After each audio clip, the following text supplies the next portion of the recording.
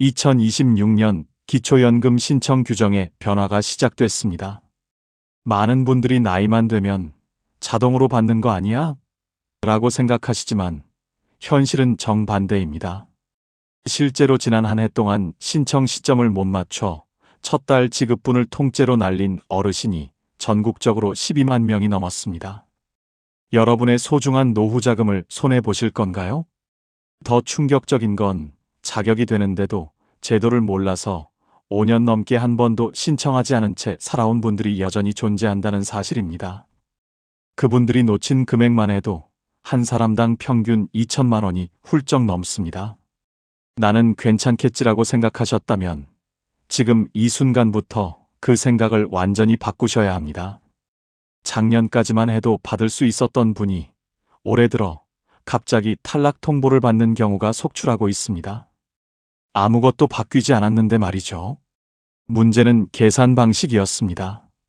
여러분이 모르는 사이 나라는 여러분의 재산을 다르게 세기 시작했고 그 기준선 하나 때문에 수백만 원이 오가고 있습니다.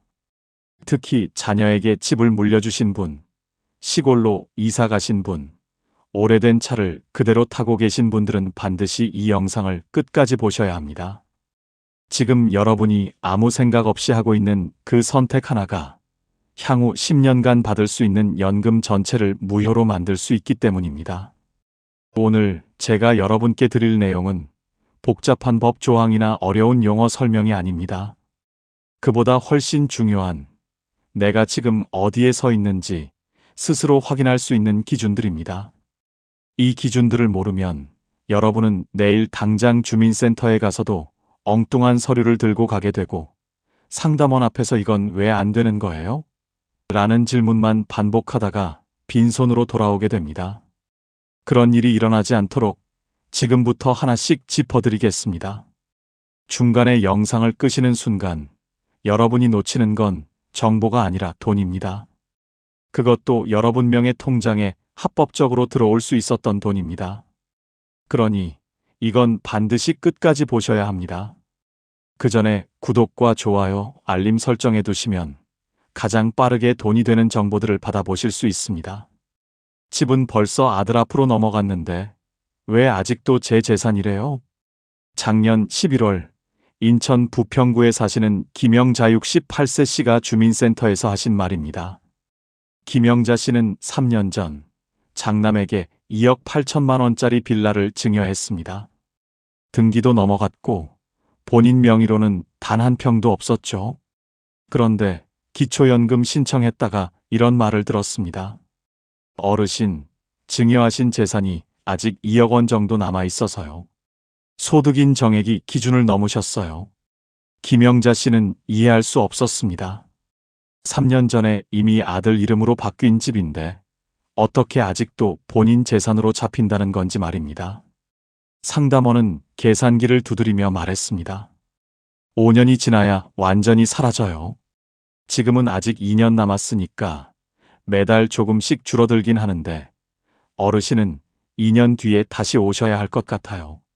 그 2년 동안 못 받는 기초연금 약 800만 원입니다. 왜 내 손을 떠난 재산이 아직도 내 것일까요? 정부는 증여한 재산을 기타 증여 재산으로 분류해서 증여일로부터 5년간 여러분의 재산으로 계산합니다. 복지부 기초연금 지침에 따르면 증여 금액에서 매달 지역별 최저 생계비 수준 2026년 기준 월 약 71만 원씩만 차감됩니다. 즉 3억을 증여했다면 매달 71만 원씩 빠지면서 거의 3년 반이 지나야 절반이 줄어드는 구조입니다. 그 사이 여러분은 어떻게 되나요? 서류상으로는 수억 원대 자산가로 찍혀서 신청해도 탈락합니다. 두 번째 사례, 더 기가 막힙니다. 부산 해운대구 이순덕 67세 씨. 이분은 2020년에 딸에게 4억짜리 아파트를 증여했습니다. 그리고 2025년 1월 만 65세가 되어 기초연금을 신청했죠. 그런데 딱 한 달 차이로 탈락했습니다. 증여일이 2020년 2월 15일이었거든요. 5년이 끝나는 날은 2025년 2월 14일. 이순덕 씨가 신청한 날은 2025년 1월 20일, 25일 차이였습니다. 만약 2월까지 기다렸다면 그해 기초연금 전액을 받을 수 있었는데 한 달 일찍 신청한 바람에 그해 1년치 약 400만 원을 통째로 날렸습니다. 더 기가 막힌 건 국가는 그 돈을 나중에라도 돌려주지 않습니다. 한 번 신청 시기를 놓치면 끝입니다. 그럼 어떻게 해야 할까요? 첫째, 증여 시점을 정확히 확인하세요. 등기부등본, 증여계약서에 적힌 날짜가 기준입니다. 5년이 언제 끝나는지 달력에 표시해 두세요. 둘째, 5년이 거의 다 됐다면 절대 서두르지 마세요. 25일 차이로 400만 원을 날린 이순덕 씨처럼 조급하게 신청했다간 1년치를 통째로 날립니다. 셋째, 5년 안에 추가 증여 절대 금지입니다. 또 증여하면 기간이 리셋되는 게 아니라 두 개의 증여 재산이 각각 5년씩 따로 계산되면서 소득 인정액이 2배로 불어납니다. 넷째, 현재 자녀 금액을 계산해 보세요. 증여 금액 마이너스 경과 개월수 71만 원, 이게 지금 서류상 여러분 재산입니다. 하지만 여러분, 증여 안 했다고 안심하면 큰일 납니다. 지금 이 순간에도 여러분 통장에 쌓인 예금, 여러분이 타는 차, 심지어 자녀 집에 얹혀 사는 것까지 전부 국가 계산기에 들어가고 있습니다. 그리고 그 합계가 단 1원만 넘어도 탈락입니다. 나는 집도 안 줬는데 왜 떨어졌지? 라고 억울해하시는 분들이 절대 모르는 통장 집차가 어떻게 연금을 끊는지 그 무시무시한 계산법을 공개합니다. 중간에 끄시면 여러분은 왜 떨어졌는지도 모른 채 또 탈락 통보만 받게 됩니다. 저는 일도 안 하고 국민연금도 없는데 왜 안 되는 거예요? 경기도 안산시 박명자 66세 씨가 작년 5월 주민센터에서 하신 말씀입니다. 박명자 씨는 남편과 사별 후 혼자 삽니다. 일용직도 그만뒀고 매달 들어오는 돈은 하나도 없었죠. 당연히 기초연금 받을 수 있을 거라 생각하고 신청했습니다. 그런데 결과는 탈락. 어르신, 소득인 정액이 기준을 넘으셨어요. 박명자 씨는 황당했습니다. 나 월급 한 푼도 안 받는데 무슨 소득이에요? 상담원이 서류를 넘기며 설명했습니다. 어르신 명의로 된 집이 있으시고 예금도 있으시잖아요. 이게 다 소득으로 환산돼요. 통장에 찍히는 월급은 0원인데 나라가 계산한 소득은 기준 초과. 그것 때문에 1년에 400만 원을 못 받게 됐습니다. 도대체 소득인 정액이 뭐길래 이런 일이 벌어질까요? 기초연금에서 말하는 소득인 정액은 단순히 월급만 보는 게 아닙니다. 여러분이 실제로 버는 돈, 여러분이 가진 재산을 소득으로 바꾼 금액, 이 두 가지를 합쳐서 계산합니다. 그리고 그 합계가 2026년 기준 단독 가구 244만 원, 부부 가구 390만 원. 이걸 1원이라도 넘으면 단 한 푼도 못 받습니다. 문제는 여기서 시작됩니다. 여러분이 일을 안 해도 연금이 없어도 나라는 여러분의 집, 땅, 예금, 자동차를 전부 끌어모아서 이렇게 말합니다. 이 재산이 매달 소득을 만들어내고 있다. 실제로 월세를 받든 안 받든 이자를 쓰든 안 쓰든 상관없습니다. 서류상으로 환산해서 더합니다. 재산은 어떻게 소득으로 바뀔까요? 복지부 기준에 따르면 이렇게 계산됩니다.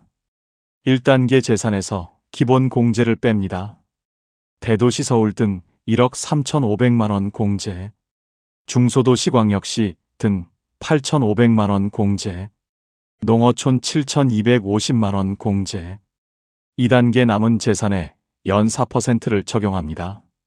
쉽게 말하면 공제 후 남은 재산을 12개월로 나눠서 매달 그만큼 버는 것처럼 계산한다는 뜻입니다. 예를 들어 서울에 사는 어르신이 공시가 2억짜리 집에 살고 예금이 좀 있다면 기본 공제 1억 3,500만 원을 빼고 남은 재산이 매달 소득으로 환산됩니다. 여기서 핵심은 이겁니다. 나는 가난하다고 생각해도 서류상으로는 매달 수십만 원씩 버는 사람이 될 수 있다는 겁니다. 두 번째 사례, 이건 더 기가 막힙니다. 대전 유성구 최영수 69세 씨. 최영수 씨는 평생 공사판에서 일하다가 허리 다쳐서 일을 그만두었습니다. 지금은 아르바이트로 한 달에 130만 원 정도 법니다. 국민연금은 없고요. 나는 한 달에 130만 원밖에 안 버는데 기준이 244만 원이면 여유 있게 받겠네. 그렇게 생각하고 신청했다가 탈락했습니다. 왜일까요? 최영수 씨는 시골에 작은 밭을 가지고 있었고 평생 아껴 모은 예금이 좀 있었습니다. 그리고 15년 된 소나타를 타고 다녔죠. 중고차 시세로는 고작 300만 원짜리 낡은 차였습니다. 그런데 문제는 그 차가 3000cc였다는 겁니다. 기초연금 지침에 따르면 3000cc 이상 승용차 또는 4천만 원 이상 차량은 차 가격의 100%를 그대로 재산으로 잡습니다. 다른 재산은 공제를 받는데 대형차만큼은 1원도 깎아주지 않습니다. 게다가 최영수 씨는 자녀 집에 얹혀 살고 있었습니다. 그 집 시세가 7억 원이었고요. 복지부 기준으로 6억 원 이상 주택에 무료로 거주하면 월세를 내고 사는 것처럼 소득으로 계산됩니다. 결국 최영수 씨는 이렇게 됐습니다. 한 달에 130만 원밖에 안 벌지만 15년 된 낡은 차 때문에 재산 잡히고 자식 집에 얹혀 산다는 이유로 월세 소득 잡히고 평생 모은 예금에서 나오는 이자까지 소득 잡혀서 서류상으로는 기준을 넘는 사람이 되어버렸습니다. 15년 된 차 한 대 자식 집에 얹혀 산 것 때문에 1년에 400만 원을 못 받게 됐습니다. 그럼 어떻게 해야 할까요? 첫째, 사는 지역의 기본 공제액을 확인하세요. 서울은 1억 3,500만 원이지만 시골은 7,250만 원입니다. 공기 좋다고 시골 갔다가 공제액 줄어서 탈락하는 경우 많습니다. 둘째, 대형차나 고급차는 무조건 독입니다. 10년 넘은 낡은 차라도 배기량이 3000cc 이상이거나 차량가액이 4천만 원 넘으면 전액 재산으로 잡힙니다. 차를 바꿀 수 있다면 2000cc 이하 소형차로 바꾸세요. 셋째, 자녀 집에 얹혀 사는 분들, 그 집이 6억 원 넘으면 월세 낸 것처럼 소득으로 잡힙니다. 차라리 월세방으로 나가는 게 기초연금 받는데 유리할 수 있습니다. 넷째, 일을 하시는 분들은 근로소득 공제 116만 원을 기억하세요.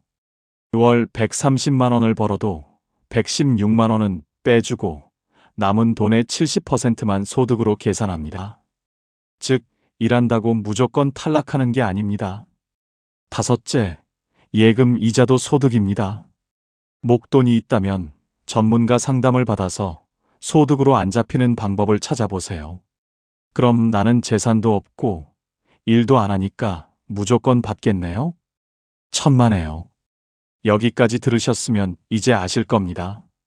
기초연금은 단순히 가난하다고 주는 게 아니라 나라가 정한 계산식에 맞춰서 줍니다. 그런데 더 큰 문제가 있습니다. 지금까지 말씀드린 건 탈락하지 않는 법이고 실제로 얼마를 받느냐는 또 다른 이야기입니다. 게다가 자식이 잘 살면 못 받는다. 국민연금 받으면 한 푼도 못 받는다. 집이 있으면 무조건 탈락이다 같은 소문 때문에 신청조차 안 하시는 분들이 여전히 수두룩합니다. 그 소문들 진짜일까요? 가짜일까요?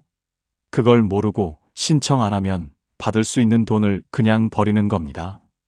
바로 다음에서 그 억울한 오해들을 하나씩 박살내드리겠습니다. 우리 아들이 대기업 다니는데 그럼 저는 못 받는 거 아니에요? 주민센터에서 가장 많이 듣는 질문입니다. 그리고 이 질문 때문에 신청조차 안 하고 돌아가시는 분들이 한 해에 수만 명입니다. 결론부터 말씀드리면 완전히 잘못된 생각입니다. 기초연금은 오직 어르신 본인과 배우자의 소득 재산만 봅니다. 자녀가 재벌이든 고위 공무원이든 의사든 전혀 상관없습니다. 예전에는 부양의무자 기준이라는 게 있어서 자녀 소득을 봤습니다. 하지만 그건 생계급여 이야기고 기초연금은 처음부터 자녀를 보지 않았습니다. 단 하나 예외가 있습니다.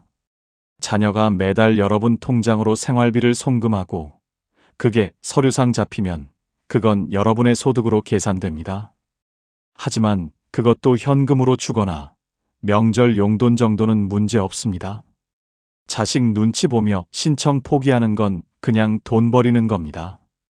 두 번째 오해, 국민연금 받으면 기초연금은 한 푼도 못 받는다. 이것도 완전히 틀렸습니다. 실제 사례 하나 들어드리겠습니다. 서울 강서구 김정숙 67세 씨. 김정숙 씨는 국민연금을 한 달에 85만 원 받고 있습니다. 그래서 기초연금은 어차피 못 받을 거라 생각하고 신청을 안 했습니다. 그런데 작년에 이웃 어르신이 나도 국민연금 받는데 기초연금 나온다는 말을 듣고 뒤늦게 신청했습니다. 결과는 매달 26만 원을 받게 됐습니다. 물론 만액 33만 원은 아닙니다. 감액이 됐습니다. 하지만 영원이 아닙니다. 국민연금을 받으면 기초연금이 조금 깎이는 연계 감액 제도가 있긴 합니다. 하지만 깎이더라도 받는 게 무조건 이득입니다. 김정숙 씨는 3년 동안 신청을 안 해서 약 940만 원을 날렸습니다. 소문만 믿고 확인도 안 한 대가였습니다. 국민연금 받아도 기초연금 신청하세요. 깎여도 받습니다. 세 번째 오해, 집 한 채만 있어도 무조건 탈락이다. 내가 사는 집이 공시가로 3억인데 무슨 연금을 받아요? 이것도 틀렸습니다. 앞장에서 말씀드렸죠? 기본 재산 공제가 있습니다. 서울 같은 대도시는 1억 3,500만 원을 먼저 빼고 계산합니다. 즉, 공시가 3억짜리 집에 살아도 3억 마이너스 1억 3,500만 원, 1억 6,500만 원만 재산으로 잡힙니다. 그리고 이걸 연 4%로 나눠서 월 소득으로 환산하면 월 55만 원 정도입니다. 만약 다른 소득이 거의 없고 예금도 적다면 충분히 받을 수 있습니다. 나라도 집은 소득을 만드는 공장이 아니라 사는 곳이라는 걸 인정합니다. 그래서 기본 공제를 주는 겁니다. 집 있다고 무조건 포기하지 마세요. 네 번째 오해, 작년에 떨어졌으니 올해도 똑같을 거다. 이것도 위험한 생각입니다. 기초연금 기준은 매년 바뀝니다. 2025년 기준은 단독 가구 228만 원이었는데 2026년은 244만 원으로 올랐습니다. 약 16만 원이나 상승했습니다. 작년에 소득인 정액이 235만 원 나와서 아슬아슬하게 떨어진 분이라면 올해는 기준이 244만 원이니까 합격권으로 들어올 수 있습니다.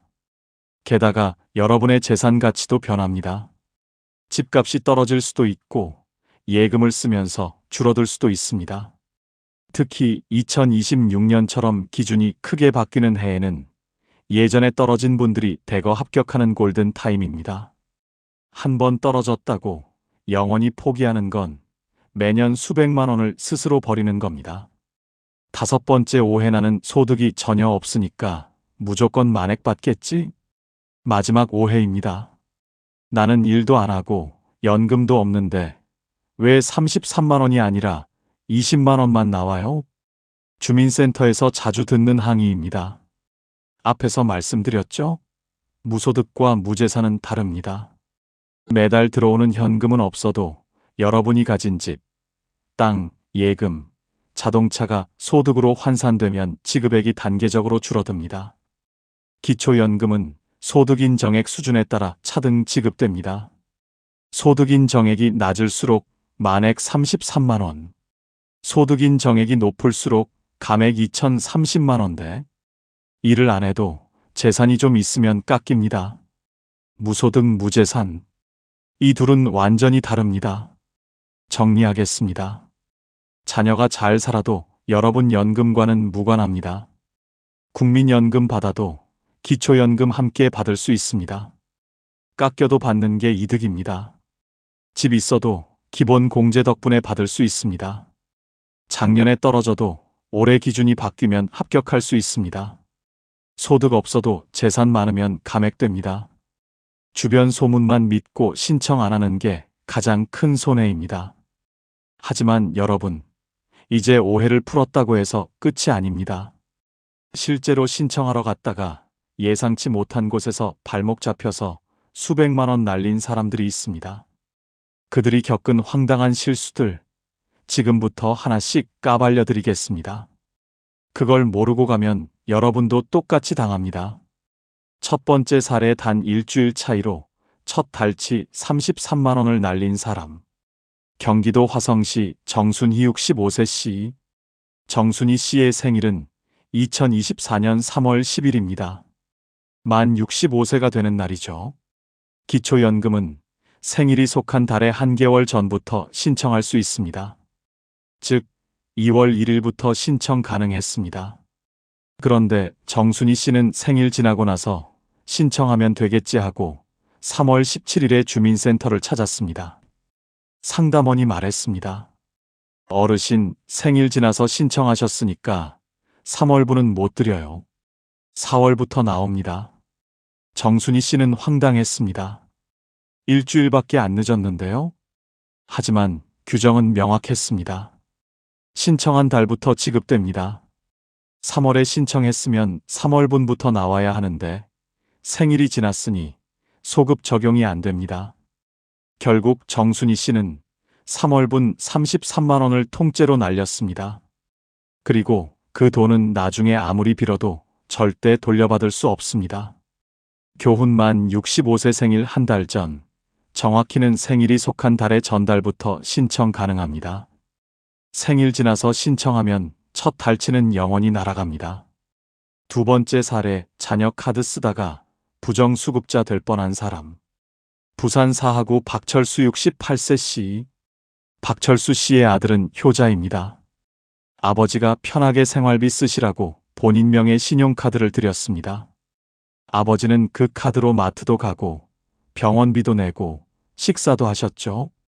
통장에는 돈이 안 들어오니까 나는 무소득이다 생각하고 기초연금을 신청했습니다. 그런데 신청 후 소득재산조사 과정에서 문제가 터졌습니다. 복지부 전산에 잡힌 카드 사용 내역이 월 평균 80만 원이었습니다. 조사관이 물었습니다. 어르신, 소득이 없다고 하셨는데 카드는 어떻게 이렇게 쓰세요? 박철수 씨가 설명했습니다. 아들 카드예요. 아들이 효도한다고 줬어요. 조사관이 고개를 끄덕이며 말했습니다. 그럼 이건 증여나 소득으로 잡힐 수 있습니다. 자녀가 매달 생활비를 대주시는 거니까요. 결국 박철수 씨는 연금 지급이 보류됐고 해명 자료를 제출해야 했습니다. 다행히 아들이 그냥 가끔 쓰시라고 준 거다라는 확인서를 써서 해결됐지만 자칫하면 부정수급으로 몰릴 뻔했습니다. 교훈 자녀명의 카드 사용, 자녀가 보내는 생활비 송금은 전부 조사 대상입니다. 좋은 의도라도 서류상으로는 소득이나 증여로 잡힐 수 있습니다. 세 번째 사례, 평생 못 받는 줄 알고 5년간 신청 안 한 사람. 인천 연수구 최영란 70세 씨. 최영란 씨의 남편은 공무원이었습니다. 작고하신 후 최영란 씨는 공무원 유족연금을 받고 있었습니다. 공무원 연금 받는 사람은 기초연금 못 받는다는 소문을 들어서 5년 동안 신청조차 하지 않았습니다. 그런데 작년에 이웃 할머니가 나도 유족연금 받는데 기초연금 나온다는 말을 듣고 깜짝 놀라서 주민센터로 달려갔습니다. 상담원이 확인해 보니 최영란 씨는 충분히 받을 수 있는 조건이었습니다. 하지만 이미 5년이 지났습니다. 소급 적용은 안 됩니다. 그동안 받을 수 있었던 기초연금 총액은 약 1,980만 원. 최영란 씨는 주민센터에서 그 자리에서 울음을 터뜨렸다고 합니다. 교훈, 공무원 유족연금, 군인연금 받아도 기초연금 받을 수 있습니다. 소문만 믿지 말고 직접 확인하세요. 한 번 놓친 기간은 절대 보상받을 수 없습니다. 네 번째 사례, 연금 받자마자 빚쟁이에게 뺏긴 사람. 대구 달서구 김동일 66세 씨. 김동일 씨는 과거 사업 실패로 은행 빚이 좀 남아 있었습니다. 그래도 만 65세가 되어 기쁜 마음으로 기초연금을 신청했습니다. 첫 달 통장에 33만 원이 들어왔습니다. 그런데 바로 다음 날 은행에서 압류해 갔습니다. 33만 원이 통째로 사라졌습니다. 김동일 씨는 황당했습니다. 이거 생계비인데 왜 가져가요? 은행 직원이 말했습니다. 빚 갚으셔야죠. 통장에 돈 들어오면 압류됩니다. 그제야 주민센터에 달려가서 항의했습니다. 상담원이 안타까운 표정으로 말했습니다.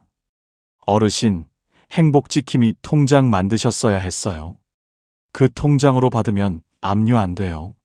하지만 이미 늦었습니다. 첫 달 33만 원은 이미 은행으로 넘어간 뒤였습니다. 기초연금은 압류 금지 대상이지만 일반 통장으로 받으면 채권자가 가져갈 수 있습니다. 신청 전에 반드시 행복지킴이 통장을 먼저 만드세요. 이 사례들 남의 일 같으신가요? 절대 아닙니다. 지금 이 순간에도 전국에서 똑같은 실수가 반복되고 있습니다. 신청 시기 일주일만 늦춰도 33만 원 날아갑니다. 자녀 카드 쓰다가 소득으로 잡혀서 탈락합니다. 소문만 믿고 신청 안 하면 수천만 원 그냥 버립니다. 빚 있는데 일반 통장 쓰면 연금 압류당합니다. 이 실수들은 모두 미리 알았으면 충분히 피할 수 있는 것들입니다. 그런데 여러분, 지금까지 말씀드린 건 사실 겉으로 보이는 함정입니다. 진짜 무서운 건 따로 있습니다.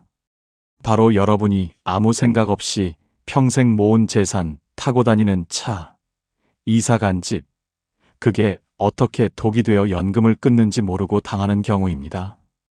다음 장에서는 내 돈 내가 모았는데 왜 죄가 되냐고 억울해하시는 분들이 절대 모르는 숨겨진 독소 조항들을 낱낱이 파헤쳐 드리겠습니다. 이거 모르고 그냥 사시면 10년간 4천만 원이 그냥 증발합니다. 첫 번째, 낡은 대형차 한 대가 4천만 원을 날립니다. 서울 노원구 이상철 67세 씨. 이상철 씨는 20년 전 샀던 그랜저를 아직도 타고 다닙니다. 중고차 시세로는 고작 400만 원. 에어컨도 잘 안 나오고 곳곳이 낡았지만 그래도 아껴 쓰고 있었습니다. 기초연금 신청했다가 탈락 통보를 받았습니다. 어르신, 승용차 때문에 기준 초과하셨어요. 이상철 씨는 어이가 없었습니다. 이거 20년 된 차인데요? 중고로 팔아도 500만 원도 안 받아요. 상담원이 서류를 보여주며 설명했습니다. 어르신 차가 3000cc거든요. 배기량이 3000cc 이상이거나 차량가액이 4천만 원 넘으면 차 가격 100%를 그대로 재산으로 계산합니다. 쉽게 말하면 이겁니다. 다른 재산은 기본 공제를 받는데 대형차만큼은 1원도 깎아주지 않는다는 뜻입니다. 게다가 더 기가 막힌 건 그 차 가격을 매달 버는 월급처럼 계산한다는 겁니다. 20년 된 낡은 차 한 대 때문에 이상철 씨는 앞으로 최소 10년간 기초연금을 못 받게 됐습니다. 10년이면 약 4천만 원입니다. 교훈 3000cc 이상 대형차 4천만 원 이상 고급차는 무조건 독입니다. 아무리 낡아도 전액 재산으로 잡힙니다. 차를 바꿀 수 있다면 2000cc 이하 소형차로 바꾸세요. 두 번째, 공기 좋은 시골로 이사 갔다가 연금이 끊겼습니다. 경기도 가평 박종수 68세 씨 부부. 박종수 씨는 서울 노후 아파트에서 살다가 이제 은퇴했으니 공기 좋은 곳에서 살자며 가평으로 이사했습니다. 집값도 서울보다 훨씬 쌌죠. 서울에서는 기초연금을 부부 합쳐서 매달 52만 원 받고 있었습니다.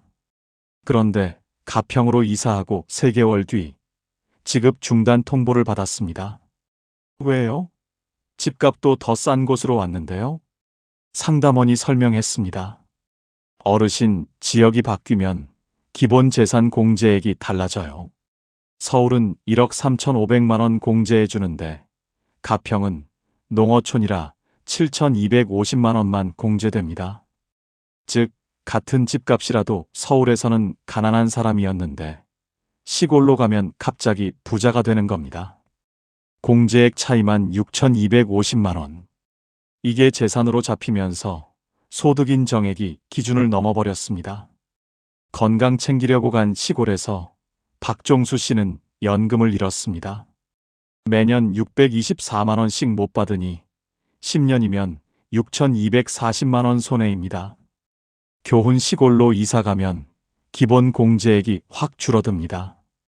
이사 전에 반드시 그 지역 공제액을 확인하세요.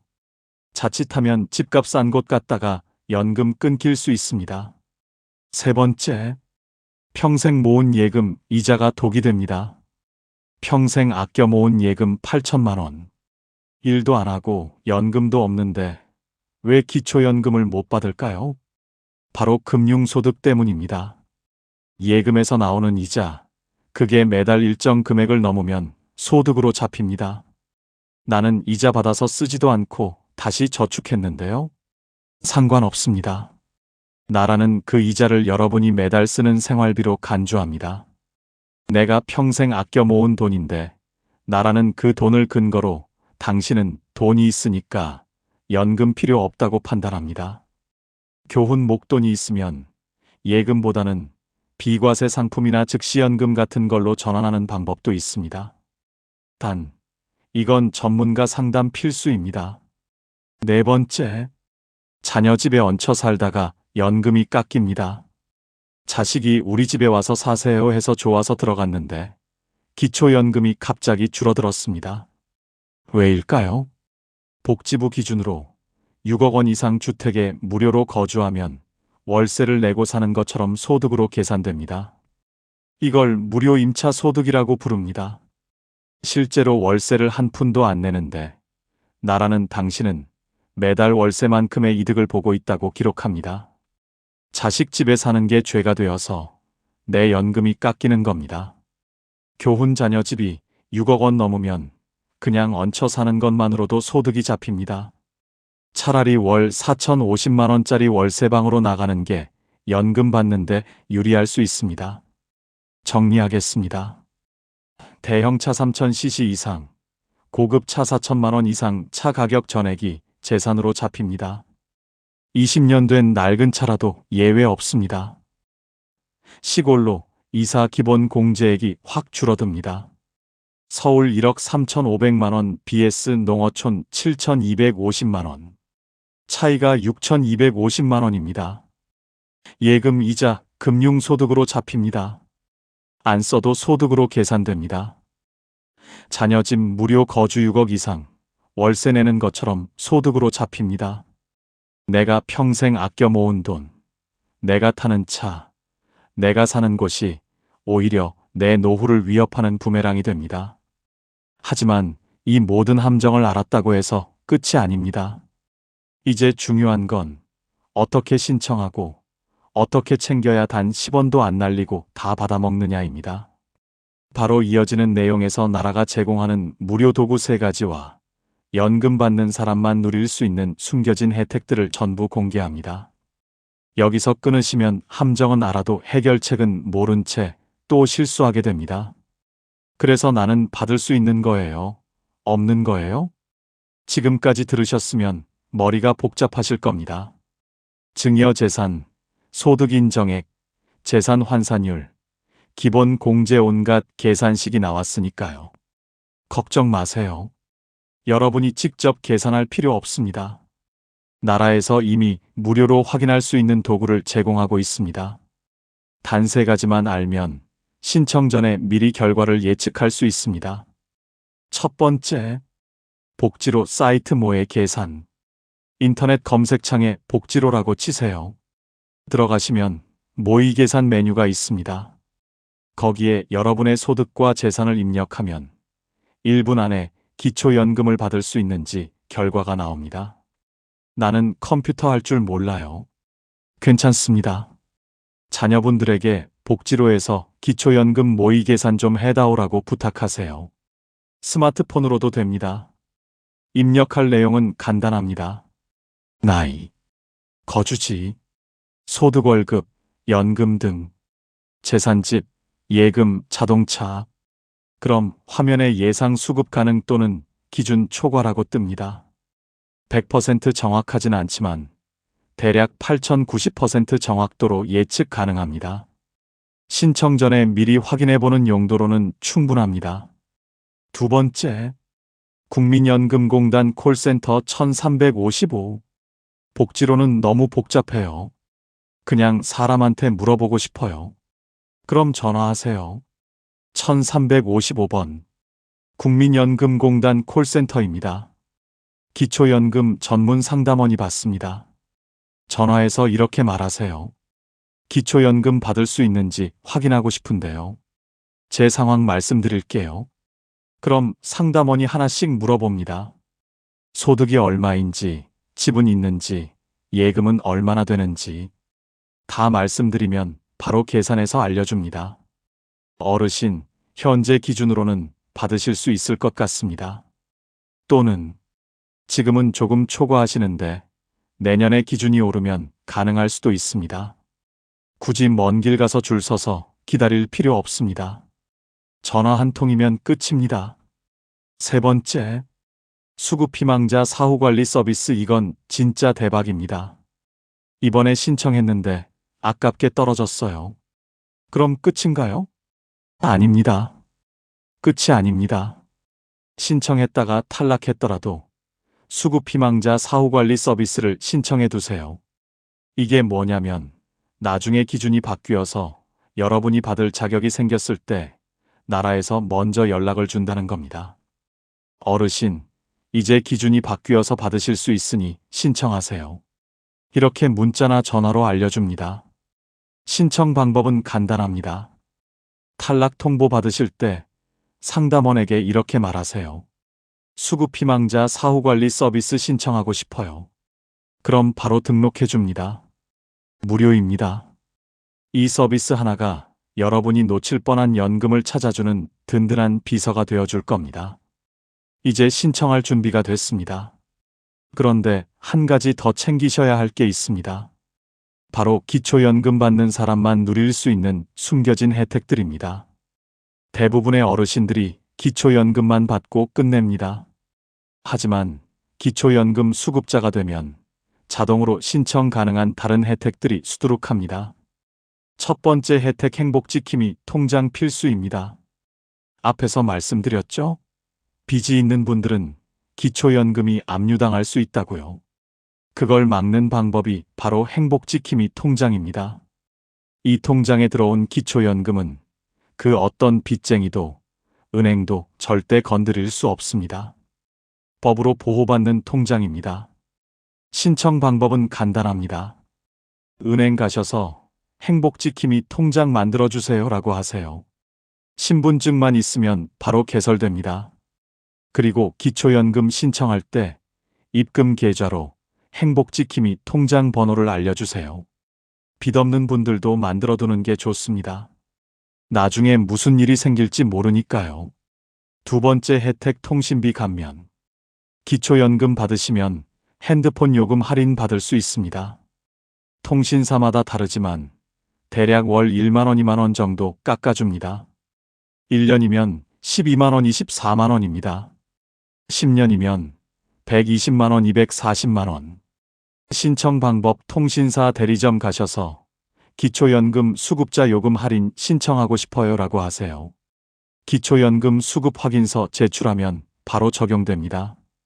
세 번째 혜택, 에너지 바우처. 겨울철 난방비 지원입니다. 기초연금 받는 분들 중에서 소득인 정액이 일정 기준 이하면 연 30만 원, 40만 원 난방비를 지원해 줍니다.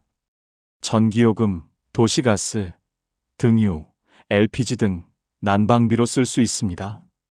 신청 방법, 주민센터 가셔서 에너지 바우처 신청하고 싶어요 라고 하세요. 기초연금 신청할 때 같이 물어보시면 더 좋습니다.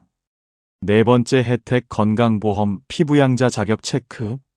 기초연금 받게 되면서 혹시 자녀의 건강보험 밑으로 들어가 있던 피부양자 자격이 박탈되지는 않는지 확인하셔야 합니다. 왜냐하면 기초연금이 소득으로 잡혀서 피부양자 자격을 잃으면 본인이 직접 건강보험료를 내야 하거든요. 한 달에 몇만 원씩 몇만 원씩 나갈 수 있습니다. 연금 조금 더 받으려다가 건강보험료로 더 큰 돈 나가면 손해입니다. 신청 전에 국민건강보험공단 1577-1000에 전화해서 확인하세요. 제가 기초연금 받으면 피부양자 자격 유지되나요? 5번째 혜택 주택연금과 비교. 집을 가지고 계신 분들은 주택연금도 고려해 볼 수 있습니다. 주택연금은 집을 담보로 맡기고 매달 연금을 받는 제도입니다. 나는 기초연금도 받고 싶고 주택연금도 받고 싶은데 가능합니다. 둘 다 받을 수 있습니다. 단 주택연금을 받으면 소득이 늘어나니까 기초연금 금액이 조금 줄어들 수 있습니다. 그래도 합쳐서 받는 총액이 더 많으면 이득입니다. 주택연금 상담 한국주택금융공사 1688-8114 정리하겠습니다. 복지로 사이트에서 미리 계산해 보세요. 1355 콜센터로 전화 상담 받으세요. 탈락해도 수급희망자 사후관리 서비스 신청하세요. 빚 있으면 행복지킴이 통장 필수입니다. 통신비 감면, 에너지 바우처 같이 신청하세요. 건강보험 피부양자 자격 확인하세요. 집 있으면 주택연금 비교해보세요. 귀찮다고 넘기지 마세요. 동사무소 간 김에 기초연금 신청하면서 다른 혜택들도 다 같이 해주세요라고 한마디만 하시면 됩니다. 하지만 여러분, 이 모든 정보를 다 알았다고 해서 끝이 아닙니다. 지금까지 배운 내용을 어떻게 실제로 써먹을 것인지, 그리고 앞으로 여러분의 노후가 어떻게 달라질 수 있는지 마지막으로 정리해 드려야 합니다. 여기서 영상을 끄시면 정보는 많이 들었는데 정작 뭘 해야 할지 모르는 채로 끝납니다. 여러분, 여기까지 오셨습니다. 2026년 기초연금의 모든 함정과 해결책을 다 보셨습니다. 지금 이 순간 여러분 머릿속에는 수많은 정보가 떠다니고 있을 겁니다. 증여재산 5년, 소득 인정액 244만원, 기본 공제 1억 3,500만원, 대형차 3,000cc, 무료 임차 6억. 복잡하시죠? 하지만 핵심은 단 하나입니다. 아는 사람만 받고 모르는 사람은 못 받는다. 국가는 절대 먼저 찾아와서 돈을 넣어주지 않습니다. 여러분이 직접 신청해야 합니다. 그리고 제대로 알고 신청해야 받을 수 있습니다. 다시 한번 정리하겠습니다. 1. 증여재산 함정. 자녀에게 집이나 돈을 넘겼다면 증여일로부터 5년을 기다려야 합니다. 5년이 거의 다 됐다면 절대 서두르지 마세요. 며칠 차이로 수백만 원 날립니다. 2. 소득인 정액 장벽. 통장에 찍히는 월급만 소득이 아닙니다. 집, 예금, 자동차 전부 소득으로 환산됩니다. 단독 가구 244만 원, 부부 가구 390만 원. 1원만 넘어도 탈락입니다. 3. 5가지 오해. 자식 잘 살아도 받을 수 있습니다. 국민연금 받아도 기초연금 받을 수 있습니다. 집 있어도 기본 공제 덕분에 받을 수 있습니다. 작년에 떨어져도 올해는 될 수 있습니다. 무소득이라고 만액 받는 건 아닙니다. 4. 실제 탈락 사례. 신청 시기 일주일만 늦춰도 첫 달치 날아갑니다. 자녀 카드 쓰다가 소득 잡힙니다. 소문만 믿고 신청 안 하면 수천만 원 버립니다. 빚 있으면 행복지킴이 통장 필수입니다. 5. 숨겨진 독소 조항. 대형차 3000cc 이상 타시면 무조건 독입니다. 시골로 이사가면 공제액 줄어듭니다. 예금 이자도 소득입니다. 자녀 집 6억 이상에 얹혀 살면 월세 소득 잡힙니다. 6. 확실하게 챙기는 법. 복지로 사이트에서 미리 계산하세요. 1355 콜센터로 전화 상담 받으세요. 탈락해도 수급희망자 사후관리 서비스 신청하세요. 행복지킴이 통장, 통신비 감면, 에너지 바우처 같이 챙기세요. 그래서 지금 뭘 하셔야 할까요? 오늘 당장 하셔야 할 일 딱 3가지입니다. 첫째, 본인이 받을 수 있는지 확인하세요. 복지로 사이트에서 모의 계산하거나 1355 전화해서 상담받으세요. 둘째, 만 65세 생일 한 달 전부터 신청 가능합니다. 달력에 표시해 두세요. 생일 지나서 신청하면 첫 달치 날아갑니다. 셋째, 신청 전에 행복지킴이 통장 먼저 만드세요. 은행 가서 행복지킴이 통장 만들어주세요 한마디면 됩니다. 그리고 주민센터 갈 때 이렇게 말하세요. 기초연금 신청하러 왔는데요. 통신비 감면이랑 에너지 바우처도 같이 신청하고 싶어요. 그럼 상담원이 다 알아서 처리해 줍니다. 여러분, 이제 선택은 여러분의 몫입니다. 오늘 이 영상을 보고도 나중에 해야지 하고 미루시겠습니까? 아니면 내일 당장 확인해 봐야지 하고 움직이시겠습니까? 한 달만 늦어도 33만 원 날아갑니다. 1년 늦으면 400만 원 날아갑니다. 5년 늦으면 2천만 원 날아갑니다. 그 돈, 원래 여러분 주머니에 들어올 돈입니다. 남이 가져가는 게 아니라 여러분이 몰라서 못 받는 겁니다. 이 영상 하나가 여러분의 노후를 바꿀 수 있습니다. 앞으로 재산이나 소득에 어떤 변화가 생기더라도 오늘 배운 기준들을 기억하세요. 그러면 그 어떤 복잡한 상황에서도 절대 손해보는 일은 없을 겁니다. 이 귀한 정보 혼자만 알고 계시지 마세요. 주변에 꼭 필요한 친구분들, 이웃 어르신들께 지금 바로 공유해 주세요. 그분들도 여러분처럼 모르고 있다가 수백만 원 날릴 수 있습니다. 구독 버튼 한번 꾹 눌러서 앞으로도 여러분의 소중한 노후 자금을 지키는 정보 계속 받아보시고요. 좋아요도 눌러주시면 이 영상이 더 많은 어르신들께 전달됩니다. 여러분의 노후는 여러분이 지키는 겁니다. 국가가 알아서 챙겨주지 않습니다. 자식이 대신 해주지 않습니다.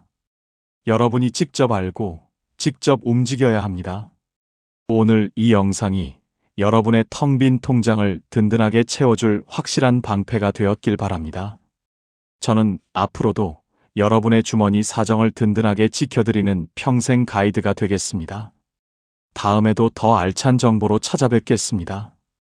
여러분의 당당한 노후 끝까지 응원합니다.